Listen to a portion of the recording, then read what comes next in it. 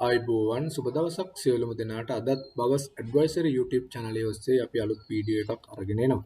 ඉතින් ගොඩක් කාලයකට පස්සේ තමයි අපි වීඩියෝ එකක් අරගෙන එන්නේ. විශේෂයෙන් මේ වන විට පවතින වියලි කාලගුණික තත්ත්වයක් එක්ක ප්‍රධාන වශයෙන් කතා කරන මාතෘකාවක් තමයි මේ SOP කියලා කියන්නේ. එහෙම නැත්නම් සල්ෆේට් ඔෆ් පොටෑස් කියලා කියන්නේ. ඉතින් අද දවසේ බවස් ඇඩ්වයිසරි YouTube channel එක ඔස්සේ අපිට ටිකක් තාක්ෂණික කාරණා කීපයක් කතා කරන්න බලාපොරොත්තු වෙනවා. මේ SOP කියන්නේ මොකක්ද? SOP වල තියෙන වැදගත්කම කුමක්ද සහ SOP කුමන ආකාරයටද තේවගාවට යොදන්නේ කියන එක. මොකද ගොඩක් දෙනෙක් හරි තාක්ෂණික දැනුමක් නැහැ. ඇයි මේ SOP යොදන්නේ? කොහොමද SOP යොදන්නේ? කවද්ද SOP යොදන්නේ කියන කාරණේ පිළිබඳව. ඉතින් පළවෙනි කාරණේ විදිහට අපි කතා කරන්න කැමති මේ SOP වල තියෙන වැදගත්කම මොකක්ද කියන එක. ඇත්තටම SOP වලින් සිදුවෙන බලපෑම මොකක්ද කියන එක තාක්ෂණික වශයෙන්. ඉතින් පළවෙනිම කාරණය තමයි SOP වලට පුළුවන් ගස තුල තියෙන water balance එක ජල සමතුලිතතාවය පවත්වා ගැනීම සඳහා ඍජු ලෙසම උදව් කරන්නේ. ඒක සිද්ධ වෙන ආකාරය ඔබ දන්නවා. මුල් වලින් අවශෝෂණය කරන ජලය පත්‍රවල තියෙන කුඩා සිදුරු අපි ඒවට කියනවා ස්ටොමාටා කියලා. එහෙම නැත්නම් පුටිකා කියලා කියන මේ පුටිකා ඔස්සේ තමයි ජලය එළියට ගමන් කිරීම සිද්ධ වෙන්නේ. ඉතින් ඔබ දන්නවා පෑවිලි කාලයක් එක්කම මේ ස්ටොමාටා එහෙම නැත්නම් මේ පුටිකා වැහිම සිද්ධ කරනවා. වහලා ඉවර වෙලා ජලය ගස තුළ තියෙන ජලයේ ප්‍රමාණය සංරක්ෂණය කර ගැනීම සඳහා ස්වභාවිකවම ජල සංරක්ෂණ ක්‍රියාවලියක් ගස තුළ සිද්ධ වෙනවා.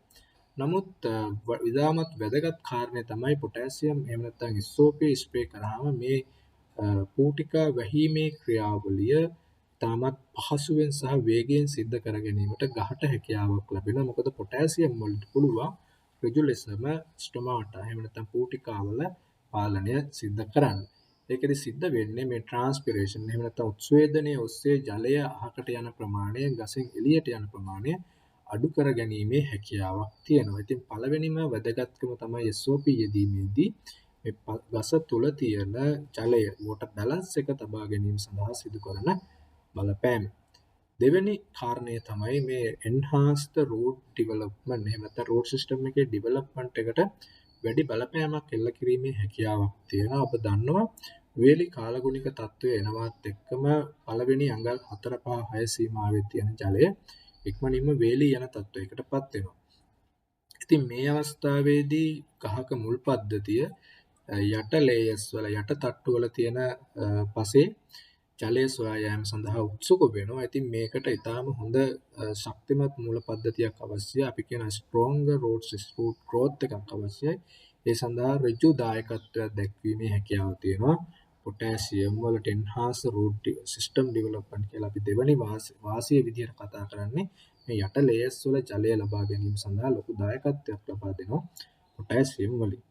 තුන්වෙනි කාරණය තමයි ඔස්මොටික් ඇඩ්ජස්ට්මන්ට් ඇන්ඩ් ටර්ගර් ප්‍රෙෂර් කියලා කියන්නේ. ඉතින් මේක අපි තේරෙන සිංහලෙන් ඔබත් එක කතා කරොත් ඔබ දන්නවා සෛලයක් ඇතුලේ ගසක සෛලයක් ඇතුලේ තියෙන ජලය ටික සංරක්ෂණය කර ගැනීම සඳහා ඒක සෛලය හරහා එළියට යන එක නවත්වා ගැනීම සඳහා මේ ඔස්මොටික් බැලන්ස් එක තබා ගැනීම ඉතාමත්ම වැදගත් වෙනවා. එහෙම නැත්නම් ගස තුල තියෙන සෛලය තුල තියෙන ජලය ටික සෛලය හරහා එළියට යන එක නවත්වා ගැනීම සඳහා සිදු කරන හොඳම බලපෑම තමයි ටර්ගර් ප්‍රෙෂර් එක සහ ඔස්මොටික් බැලන්ස් එක තබා ගැනීමට විශාල දායකත්වයක් ලබා දෙන පොටෑසියම් වලින්. ඉතින් තුන්වෙනි වාසිය තමයි සෛල වේලීම අවම කිරීමක් සිද්ධ කරනවා. හතරවෙනි බලපෑම තමයි ඔබ දන්නවා SOP නැති වෙලාවට ගොවියෝ සමහර වෙලාවට MOP යොදන්නත් උත්සුක වෙනවා. ඔබ දන්නවා MOP වල පොටෑසියම් සහ ක්ලෝරින් කියන දෙක තියෙනවා. ඉතින් ක්ලෝරින් වලට යම්කිසි හැකියාවක් තියෙනවා මේ පත්‍ර සෛලවල යම්කිසි පොඩි බර්නින් ගතියක් පිලිස්සුණු ස්වභාවයක් ඇති කරන්. නමුත් SOP වලින් ක්ලෝරින් අයන නැති නිසා ඒ බලපෑම සිද්ධ වෙන්නේ නැහැ. ඒ නිසා ක්ලෝරයිඩ් ෆ්‍රී නිසා විශේෂයෙන්ම ක්ලෝරින් සෙන්සිටිව් ක්‍රොප් වලටත් ඒ බලපෑම් වෙන්නේ නැහැ වගේම තේගසටත් පත්‍ර පිලිස්සී යාමේ තත්ත්වයක් ඇති වෙන්නේ නැහැ. ඉතින් හතරවෙනි වාසිය තමයි වියලි කාලගුණික තත්ත්වයකදී මේක යෙදුවා වුණත් කොයිම අවස්ථාවකදීවත් පත්‍ර පිලිස්සී යාමක් සිද්ධ වෙන්නේ නැහැ. පස්වෙනි එක තමයි මේ ස්ට්‍රෙස් තත්ත්වයකට පහසුවෙන් මුහුණ දීම සඳහා විශේෂයෙන් ඔබ දන්නවා පෑවිලි කාලයත් එක්ක ටිකක් හීට් එක වැඩි, රස්නේ වැඩි, ජලය අඩුයි, ජලයේ ස්ට්‍රෙස් තත්ත්වයක තියෙන. ඉතින් මේකෙදි මේකට මුහුණ දීම සඳහා ප්‍රෝටීන සමහර ඇන්ටිඔක්සිඩන්ට් වර්ග ඩෙවලොප් කර ගැනීම සඳහා ගහට ඉතා විශාල ශක්තියක් ලබා දෙනවා පොටෑසියම් වලින්. ඉතින් පස්වෙනි වටිනාකම තමයි SOP යොදන එකේ මේ ස්ට්‍රෙස් තත්ත්වවලට මුහුණ දීම සඳහා ගහ දැඩි ලෙස පුරුදු කිරීමක් පොටෑසියම් වලින් සිද්ධ කරනවා. 6 වෙනි තත්ත්වය තමයි ඔබ දන්නවා පෑවිලි කාලයත් එක්ක ගොඩක් වෙලාවට මේ පෝෂක අවශෝෂණය කරන ක්‍රියාවලිය ඉතාමත් මන්දගාමීව තමයි සිද්ධ වෙන්නේ. ඒකෙදී නයිට්‍රජන් සහ ෆොස්ෆරස් උරා ගැනීමේ ක්‍රියාවලිය සඳහා යම්කිසි ඍජු දායකත්වයක් පොටෑසියම් මගින් ලබා දෙනවා SOP මගින් ලබා දෙනවා. ඉතින් මෙන්න මේ කියන වාසි 6 SOP මගින් වියලි කාලගුණික තත්වයකදී ඩ්‍රවුට් තත්වයකදී තේ ගසට ලබා දෙනවා. ඒ නිසා තමයි අපි නිර්දේශ කරලා තියෙන්නේ පෑවිලි කාලයට කලින් SOP යොදන්න කියලා. ඉතින් ගොඩක් වෙලාවට ගොවියෝ උත්සුක වෙනවා SOP යොදන්න. නමුත් ඔවුන්ගේ සාමාන්‍ය සම්ප්‍රදාය තමයි SOP යොදන්නේ පෑවිලි තත්ත්වය ඇවිල්ලා පත්‍රත් මෙල වුණාට පස්සේ. ඒ නිසා ඔවුන් SOP වලින් බලාපොරොත්තු වෙන ප්‍රතිඵල ලබා ගන්න හැකියාවක් ලැබෙන්නේ නැහැ. ඉතින් අද දවසේ මේ පොඩ්කාස්ට් එක අරගෙන ආවෙත් ඔබට පැහැදිලි කරලා දෙන්න ඔබ SOP යොදනවා නම් ප්‍රධාන වශයෙන්ම වියලි කාලගුණික තත්ත්වය එහෙම නැත්නම් ඩ්‍රවුට් තත්ත්වය ආරම්භ වීමට සති 2කට හෝ දවස් 15කට හෝ දවස් 10කටවත් කලින් SOP යෙදීම සිද්ධ කරන්න ඕනේ. ඉතින් කරොත් ඔබට පුළුවන් SOP වලින් ඔය කියන බලාපොරොත්තු වෙන ඩ්‍රවුට් තත්ත්වයකදී ගස් වියලීම, ගස් මෙලවී යාම, ගස් පිච්චී යාම වගේ දේවල් අවම කරගන්න. ඉතින් තවත් පුරුද්දක් තියෙනවා මේ SOP ගහනකොට 102ක ප්‍රතිශතයෙන් ගහන්න ඕනේ. යූරියත් කලවම් කරලා ගන්න අවස්ථා තියෙනවා. ඉතින් එහෙම වුණොත් ඔබට පුළුවන් යූරියා කලවම් කරලා ගැහුවොත් ඔබට පුළුවන් වේවි මේ පොටෑසියම් උරා ගැනීමේ ක්‍රියාවලිය තවදුරටත් වේගවත් කරන්න.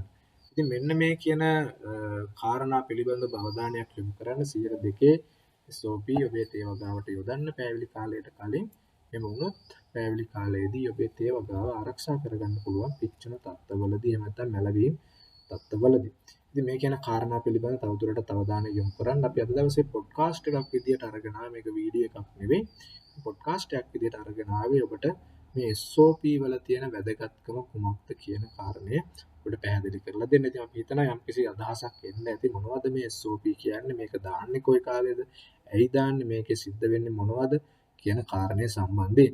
ඉතින් තාමත් ඔබ අපගේ YouTube channel එක subscribe කරලා නැත්නම් subscribe කරන්නත් කියලා ඉල්ලන ගමන් අද දවසේ වීඩියෝ එකෙන් අපි සමු ගන්නවා. ඔබට සුබ දවසක්.